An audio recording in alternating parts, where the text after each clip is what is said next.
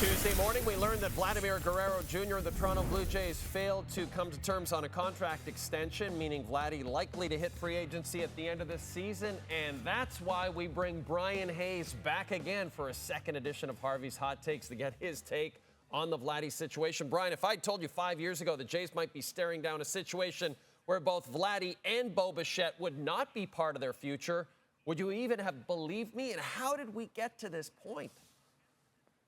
No, I would not have believed you, and I don't think any Blue Jay fan would have believed you. Not that both of them are possibly walking in free agency right as they're hitting their primes. That seemed impossible 5 years ago based on all the hype, right? And the Shapiro and Atkins era has revolved around those two players popping and being Blue Jays and being successful as Blue Jays. But how did we get here? I think it's a collection of a number of things, starting with the front office. Mark Shapiro, and he's the guy running the show here.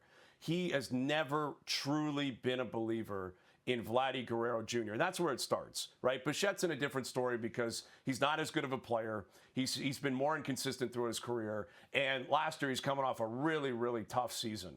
Vladdy had a great second half last year. He's had 2 of the last 4 years where he has been truly one of the 7 or 8 best bats in baseball. And he is the face of the organization. So it starts with Vladdy and the idea that he could walk in free agency. And I think this is Mark Shapiro basically saying, and now following up with actions, that he really, really likes him, but he doesn't love Vladimir Guerrero Jr. because he has been within this organization for a decade, Jay.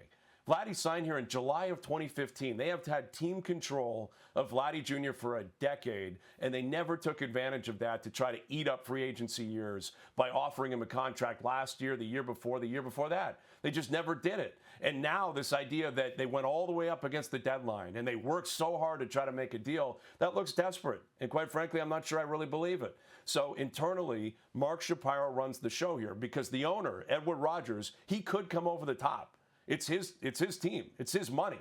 If he really wanted Vladdy, he could say, give me the price. I'll pay it. You're a Blue Jay for life. Edward Rogers does not want to get involved to this point where he's going to push that envelope. So he's allowing Mark Shapiro to run the show.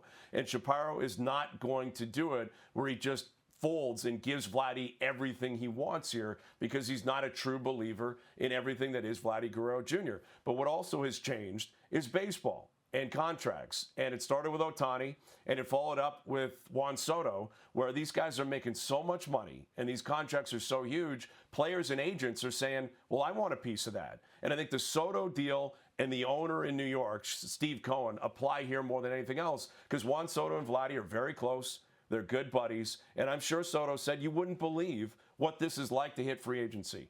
You have presidents, GMs, owners flying in to kiss your feet and beg you to play for them. You got to try it. And I think what's happened here is Vladdy said, I'm going to try it.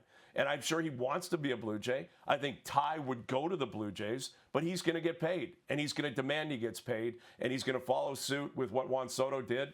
And unless Edward Rogers decides to go Steve Cohen, I think Vladdy's going to end up walking. If he walks, Bichette probably walks. And a year from now, I have no idea what the identity of this team looks like. Is the potential silver lining for Blue Jays fans that all of this might maybe mean the beginning of the end of the Ross Atkins, Mark Shapiro era?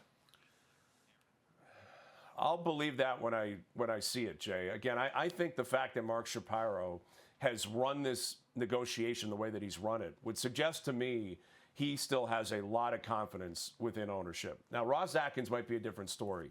And at some point, I think you do have to consider where the fans are at because it's so overwhelmingly negative and pessimistic towards this front office. I'm from Toronto. I've lived here my whole life. I've followed the teams my whole life. You got to go back to the Harold Ballard era to have a scenario where you could reference a fan base that was so against what was happening within the front office of a team. Yep. That's how people in Toronto feel about these guys and the way that they've run this operation. So there's a lot of negativity. There's a lot of pessimism. At some point, that might have to be considered by the owner. But I think it's more likely Ross Atkins is fighting for his life as opposed to both of them. And I'm not sure how that would make sense because Mark Shapiro, if he's still here, it's going to be run the same way it's been run for a decade. And he's not going to admit to any mistakes. And he's certainly not going to bottom out.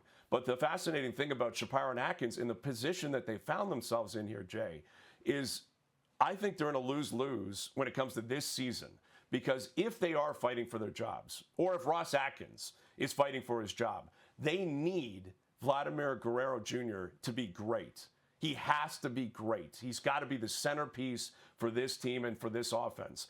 If he's great, he's going to make a fortune, and he might leave and go to Boston or go to New York, and they won't possibly be able to explain that. And people will be so infuriated that they won and Vladdy was great and they let him walk. The other side of that is, if he plays poorly, sure, they will be justified in their evaluation of him and in terms of the way they negotiated. They could puff their chest out. Vladdy had a down year. That's 3 of the last 5 years. He hasn't been great. We don't think he's worth all this money. But if he has a down year, they're going to lose. And if they lose, how can you possibly sell that to your fan base? So I think Shapiro and Atkins, with Vladdy in particular, and I think Vladdy knows this, they're in a lose-lose. So I'm not convinced both of them are going to be gone. I do think if it goes south this year, you couldn't possibly sell me or anyone else on the idea that they'll stick around. But it's been a decade already, and they got a sub-500 record. They're still here. So Toronto sports is a weird scene, man. Like the top dogs have been here a long time, as you know, Jay. Yep. Hasn't been a lot of winning. Raptors won in 2019. Yep. Masai's still here. Shanahan's still here. Shapiro's still here. Not a lot of turnover in Toronto. Yeah, it's true. Well, Bryan, I do want to cheer you up a little bit because I think you're going to like this. I want to show you something from your TSN radio show, Overdrive, in Toronto, that you actually missed while you were away on your luxurious vacation. Take a look. I was on Jay Onrait's show, and it was over, and I looked at Jay, and I go, thanks a lot, and I shook his hand. Shook his hand at the desk. It kind of caught him off guard. And then I think it did. I think he was like, I've known this guy for 15 years, and he's shaking my hand after a hit.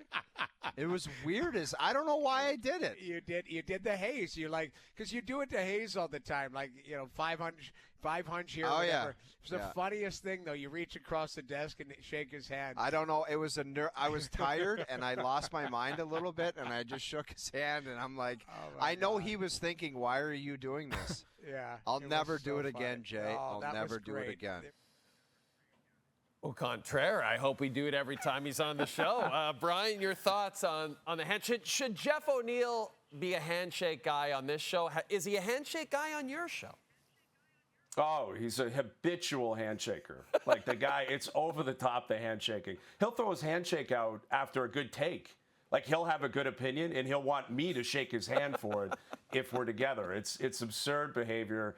I'm glad he caught himself. I'm glad you didn't leave him hanging, though. Yeah, Although there's a part of me that wish you did, Jay, because if you leave a guy hanging, then it's done. Right? Once you've done that on national TV, if you left him hanging or you looked at him and said, we don't do this around here, I think it would finally snap him into reality.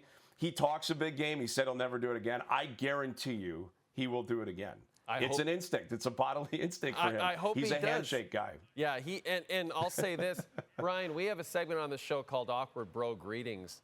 And to me, O-Dog's going to be owning that whole segment for the next couple of years. So we're looking forward to that. You're the best, Bryan Hayes. Thanks for joining us off your vacation. We'll be back with more after this. Hot Takes is presented by Harvey's. Customize your burger and get it delivered from our app to your door. Harvey's, it's a beautiful thing.